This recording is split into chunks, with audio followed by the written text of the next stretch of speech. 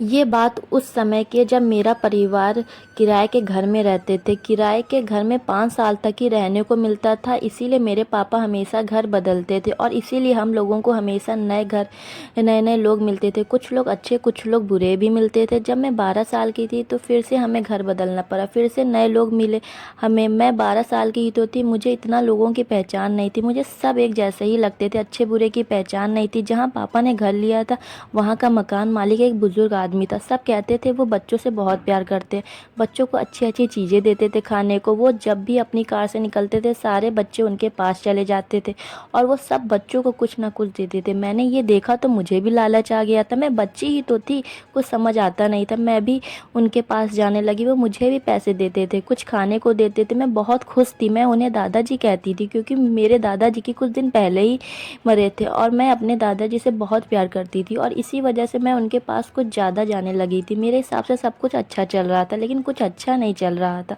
वो जब भी मुझे कुछ देते थे वो मेरे सीने पर छूते थे। गुड टच बैड टच क्या होता है कुछ नहीं पता था मुझे।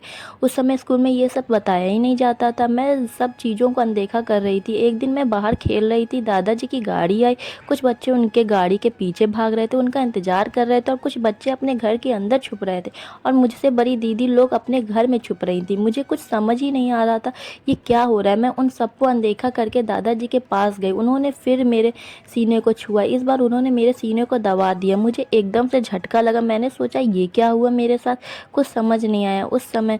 लेकिन पता नहीं क्यों अंदर से डर लगा, डर जैसा लगने लगा। मुझे कुछ नहीं समझ आ रहा था ये हो क्या रहा है। मैं उन्हें अपने दादाजी की तरह मानती थी, मुझे यकीन ही नहीं हो रहा था ये मेरे साथ ऐसा कुछ करेंगे।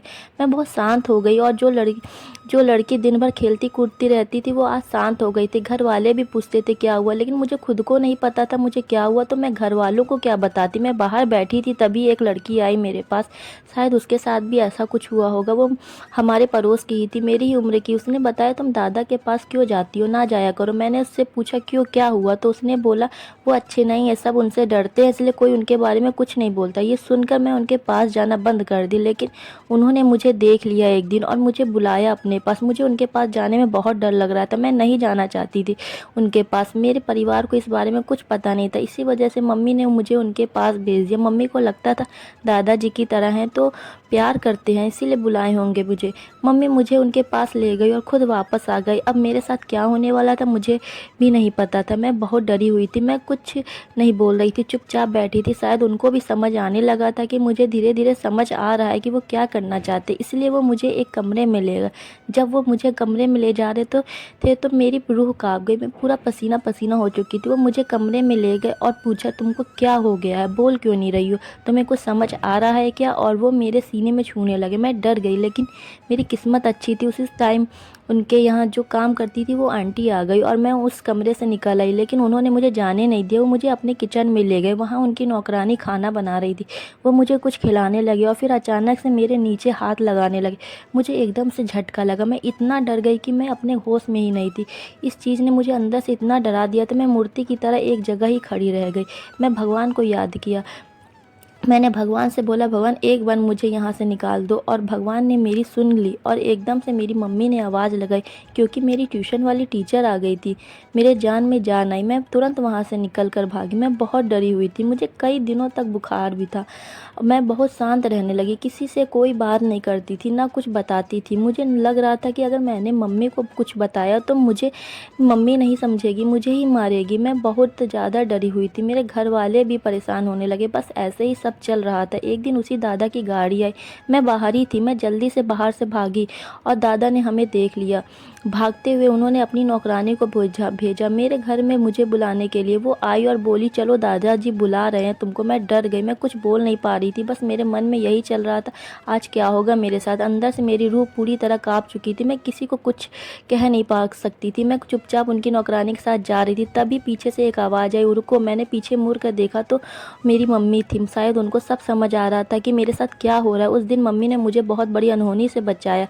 सब सही कहते हैं, भगवान खुद नहीं आ पाते, इसलिए उन्होंने माँ को बनाया ताकि वो हर जगह हमारी रक्षा कर सके। मम्मी ने उस नौकरानी को सीधा बोल दिया कह देना दादा को कि अब मेरी बेटी कभी नहीं आएगी आपके पास। ये सुनकर मेरे अंदर का सारा डर एकदम से ख़त्म हो गया। मुझे उस समय कुछ समझ नहीं आया मम्मी ने ऐसा क्यों बोला। क्या मम्मी को सब कुछ पता चल गया था कि मेरे साथ क्या क्या हो रहा है। मम्मी ने मुझे कुछ पूछा भी नहीं उस दिन के बाद। फिर कुछ दिनों बाद पापा ने अपना खुद का घर खरीद लिया और उस जगह को हम लोगों ने छोड़ दिया। अगर उस दिन मम्मी ने हमें ना रोका होता तो उस 12 साल की लड़की के साथ क्या हो जाता किसी को पता भी ना चलता। मैंने भी मम्मी से उस बारे में कभी बात नहीं की, ना मम्मी ने मुझसे कुछ पूछा। माँ तो माँ होती है, उनके बच्चों को कोई परेशानी आती है तो माँ को पहले पता चल जाता है, और ऐसा मेरे साथ भी हुआ।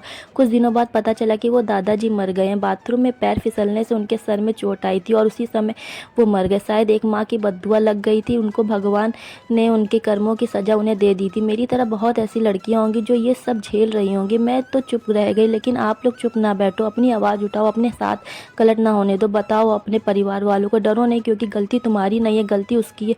चुप रहने से कुछ नहीं होगा। उठो, खड़ी हो, दिखा दो अपनी ताकत, दिखा दो अपने अंदर की काली को, चीर दो जो तुम्हें हाथ लगाए उसे। मैं छोटी थी, मुझे उस समय इतनी समझ नहीं थी, इसलिए मैं उसके खिलाफ आवाज़ नहीं उठा पाई, लेकिन उसके कर्मों की सज़ा उसे मिल गई।